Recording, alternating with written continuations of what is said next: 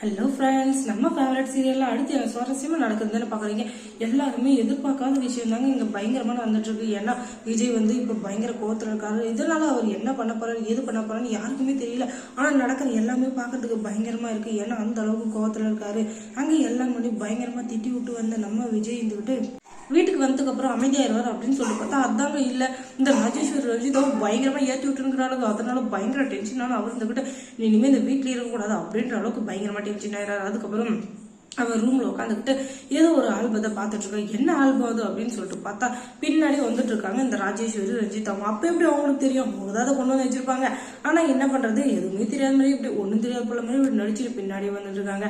அதுக்கப்புறம் என்ன ஆல்பம் இது, எதுக்காக இங்க வந்துச்சு அப்படின்னு சொல்லிட்டு ரஞ்சித் அப்படி தெரியாத மாதிரி கேட்கறாங்க ராஜேஸ்வரி ரஞ்சிதா. உடனே இது என் கல்யாணத்து ஆல்பம், இதை பார்த்தாலே எரிச்சலா இருக்கு, இது எப்படி இங்க வந்துச்சுன்னே தெரியல அப்படின்னு சொல்லிட்டு இவங்க சொல்ல உடனே எப்படி வந்திருக்கோம், உன் கொண்டாடிதான் உன் பர்த்டே கிஃப்டா வர வச்சிருப்பா, அதை நீ பார்த்தோன்னே அப்படி ஷாக் ஆயிருவா அப்படின்னு சொல்லிட்டு இதை வர வச்சிருப்பா, எனக்கு என்ன தெரியாது நினைச்சியா இவ எவ்வளவு பெரிய தில்லாலங்கடி அப்படின்னு சொல்லிட்டு பயங்கரமா கதை வந்து விட்டுங்கிறாங்க. அப்படி பாவி இப்படியெல்லாம் பேசுறியே அப்படின்னு சொல்லிட்டு பயங்கர ஷாக்கா இருக்கு இந்த மல்லிகை. ஏன்னா அவ இதை பத்தி எதுவுமே யோசிக்கவும் இல்லை. இந்த கல்யாண ஆல்பம் இப்படி வந்துச்சுன்னா அவளுக்கு தெரியவே தெரியாது. இது எல்லாத்தையுமே பண்ணது இந்த ராஜேஸ்வரி ரஞ்சித் அவன் தான். ஆனா கடைசியில பார்த்தா பயங்கரமா நடிச்சுக்கிறாளுங்க. அப்படி பாவீங்களா, இப்படி எல்லாம் நீங்க இருப்பீங்கன்னு நான் நினைச்சோட பாக்கறேன் அப்படின்னு யாரும் ஒருத்தர் திட்டுற அளவுக்கு பயங்கரமா நடிச்சுக்கிறாங்க.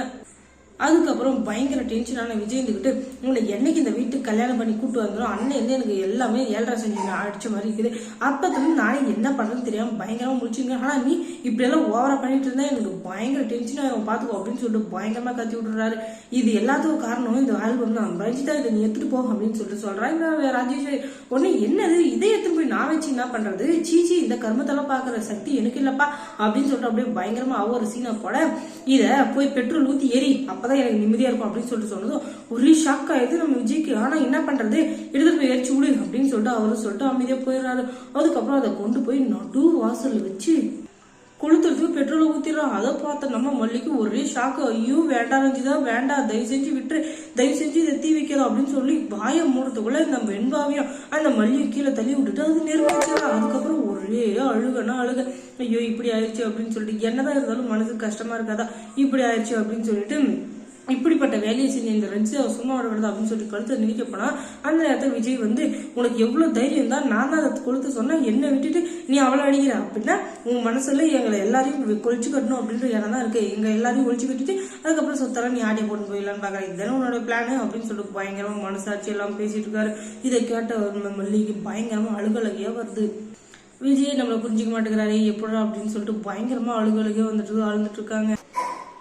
இப்பதான் கொஞ்சமாச்சு நிம்மதியா இருக்கு இந்த ராஜேஸ்வரிக்கு ரஞ்சிதாக்கும். ஏன்னா ஒரு வழியா அந்த கல்யாண ஆல்பத்தை எரிச்சாச்சு, இதுக்கு மேல எந்த ப்ராப்ளமும் இல்லை அப்படின்னு சொல்லிட்டு அவங்க பயங்கரமா ஒரு ஹாப்பியா இருக்காங்க. ஆனாலும் இன்னொரு ஏதாச்சும் ஒரு வேலையை வச்சு இவளை வீட்டை விட்டு துரத்தவே கூடாது அப்படின்னு சொல்லிட்டு கொஞ்சம் கொஞ்சமா ஏத்தி விட்டுருங்க இந்த ராஜேஸ்வரி. தம்பி இவளை எப்ப நீ ஏத்தி வைக்க ஆரம்பிச்சு அப்பந்தான் ஓவரா பண்ணிட்டு இருக்கா, அதனால நான் சொல்றதை கேளு, இவளை நீ வீட்டை விட்டு வெளியே துரத்தினாதான் உங்களுடைய ஆட்டம் அடங்கும், இல்லைன்னா இவருக்கு எல்லாமே பண்ணிட்டு இருப்பா. அதுக்கப்புறம் நம்ம எதை பார்த்து உட்காந்துக்கணும், எது பண்ணாலும் அதுக்குனால நான் சொல்றதை கேளு, வீட்டை விட்டு துரத்திடும் அப்படின்னா என்ன பண்றது, அக்ரிமெண்ட்னு உனக்கு போட்டு என் உயிரை வாங்குறாள், அந்த அக்ரிமெண்ட் இல்லாம வீட்டுக்குள்ள வந்திருந்தா எப்பயோ டைவர்ஸ் பண்ணி வீட்டை விட்டு துரத்திருப்பேன், அதை விட்டுட்டு அக்ரிமெண்ட்னு உனக்கு போட்டு என்னை சாவடிக்கிறா, இவளுக்கு ஒரு முடிவு கட்டுறேன், ஆனா இப்போதைக்கு இல்லை, கொஞ்சம் பொறுமையா இருங்க, இந்த பிரச்சனை எல்லாம் முடிட்டோம் அதுக்கப்புறம் பாத்துக்கலாம் அப்படின்னு சொல்லிட்டு அமைதியா போயிடுறாரு. அதுக்கப்புறம் மல்லி சீரியல்ல என்ன சுவாரஸ்யமா நடந்திருக்கும் நீங்க தெரிஞ்சுக்கணும்னா முதல்ல நம்ம சேனலை சப்ஸ்கிரைப் பண்ணுங்க, அதோட பக்கத்துல இருக்க அந்த பெல் ஐக்கானை கொஞ்சம் கிளிக் பண்ணி விடுங்க. தொடர்ந்து இந்த சேனலுக்கு சப்போர்ட் கொடுங்க. தேங்க்ஸ் ஃபார் வாட்சிங்.